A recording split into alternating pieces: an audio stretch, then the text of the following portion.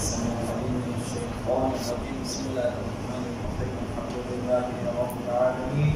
والصلاة والسلام على محمد وآله الطيبين الطاهرين المعصومين واللعنة الدائمة الأبدية على أعدائهم أجمعين. اللهم عجل لوليك الفرج واجعلنا من أعوانه وأنصاره. ایک دو تراغیر مسائل حج کے سلسلے میں آپ کی خدمت میں عرض ہوں گے. شاید بعض لوگوں کا یہ خیال ہو کہ جب تک ہمارے پاس اچھی خاصی رہا جمع نہ ہو، مثلا اسباب ہیں، سامان ہیں، وسائل ہیں، ان کی وجہ سے شاید حج واجب نہیں ہوتا. تو بعض افراد جن کے پاس ایسے وسائل شخصی اور اضافی وسائل ہوتے ہیں، ان کی وجہ سے بھی حج واجب ہو جاتا ہے. تو مثال کے طور پہ یہ مسئلہ ہے، اگر ضرورت کی ایسی چیز جسے بیچ کر حج پر جانا واجب نہ ہو، تو جب تک ضرورت کچھ عرصے بعد ختم ہو جائے. گاڑی آپ کی ضرورت تھی، گھر آپ کی ضرورت تھی، اور آپ نے اس وجہ سے کہ یہ چیزیں میرے لیے ضروری ہیں حج پہ آپ نہیں گئے. ایک عرصے کے بعد ضرورت ختم ہو جاتی ہے، اب وہ چیزیں اضافی ہو جاتی ہیں.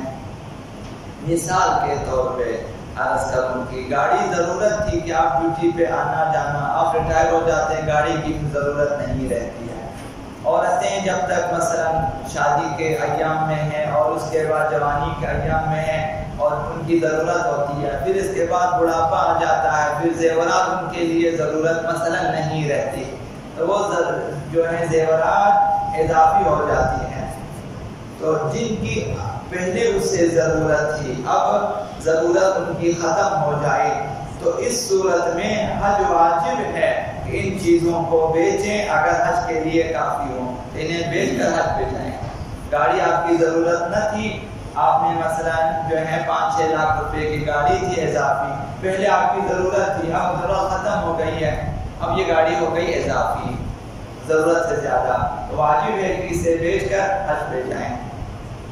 مثلا خواتین کو زیورات کو بیچیں، اگر 5-6 لاکھ روپے کی زیورات ہیں اضافی ہیں، انہیں بیچ کر حج واجب ہے کہ چلا جائے. البتہ معلوم ہے کہ حج عمر میں ایک بار واجب ہے. جنہوں نے ایک بار حج واجب انجام دیا ہے دوبارہ ان پہ حج واجب نہیں ہے، مستحب ہے. دوسرا مسئلہ، اگر کسی کا ذاتی مکان ہو، مکان ذاتی ہے، لیکن صورتحال یہ ہو بعض افراد کے لیے، یعنی بہت کم افراد کے لیے ایسی ضرورت پیش آتی ہے کہ مثلا جو ہے اس کی جو ہے حالت ان کی مثلا کمزور ہوتی ہے، وہ بہت ہی زیادہ سفید پوش نہیں ہے، مثلا ذاتی مکان ہے اس کے پاس، اور اس کے بعد ایسی جگہ فراہم ہو جاتی ہے اس کے لیے جو کہ اگرچہ ذاتی نہیں ہے لیکن وقف ہے، اس میں وہ آرام سے رہ سکتا ہے. مثلا بوڑھے مثلا جو ہے افراد کے لیے وقف شدہ جگہ، وہاں پر مثلا میں نے دیکھا بعض جگہوں کے لیے اچھے کوارٹر بنے ہوئے ہیں بوڑھوں کے لیے، تو وہاں پہ رہ سکتے ہیں آرام سے. تو اگر صورتحال یہ ہو اپنا ذاتی مکان ہو، پھر اس کے بعد ایسی جگہ مل جائے جہاں بغیر تکلیف اور زحمت کے رہ سکتا ہو، گزارا کر سکتا ہو، مثلا وقف شدہ جگہ جس میں وہ رہ سکتا ہو، اور خوف بھی نہ ہو کہ وہاں سے کوئی نکالے گا انہیں، یہ خوف بھی نہ ہو، ایسا نہ ہو کہ اگر خوف ہے کہ کل مجھے نکالے گا پھر تو ضرورت وہ کافی نہیں ہے. اگر یہ خوف بھی نہ ہو کہ وہ ضرور جو ہے وقف شدہ جگہ ہے، میں آرام سے اپنے اہلیان کے ساتھ رہ سکتا ہوں، یہ گھر میرے لیے زیادہ ضروری نہیں ہے، تو اس صورت میں اگر گھر کی قیمت حج کے لیے کافی ہو یا اگر کافی نہ ہو کچھ آگے سے کچھ اور چیزیں اس میں شامل کر سکتا ہو کہ حج پہ جا سکے، تو واجب ہے کہ ذاتی مکان کو بیچیں، خود وقف والی جگہ پہ رہیں اور حج پہ چلا جائیں. یعنی معیار ضرورت ہے. اگر ضرورت نہیں ہے گھر اور وقف شدہ جگہ موجود ہے رہ سکتا ہو، تو ذاتی مکان بیچ کر بھی حج پہ جانا واجب ہے. اور آخری مسئلہ آج کے لیے کہ اگر کوئی سفر حج کا خرچہ پورا رکھتا ہو لیکن گھر یا شادی یا دوسرے وسائل کی ضرورت ہے، کہ شادی کی ضرورت ہے، شادی شدہ نہیں ہے، یا مثلا بیوی مثلا فوت ہو چکی، دوبارہ شادی کی ضرورت ہے، یا اسے گھر کی ضرورت ہے اپنے اور اہلیات کے لیے، گھر اس کے پاس موجود نہیں ہے، اسی طرح باقی وسائل زندگی جن کی ضرورت ہے لیکن رقم موجود ہے کہ اس پہ حج کر سکتا ہے، اگر حج کریں یہ چیزیں رہ جائے گی، اگر انہیں گھر خریدیں شادی کریں تو حج پہ نہیں جا سکے گا، اگر اس رقم یا مال یا اس مال کو حج پر خرچے تو تکلیف اور عسر و حرج کا باعث ہے، تکلیف کا باعث بنے گا، تو اس صورت میں اس پر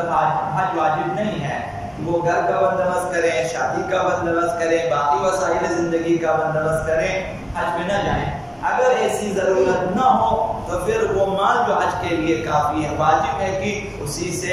حج کریں۔ اللہم صلی اللہ علیہ وسلم اللہ عز وجل یا اللہ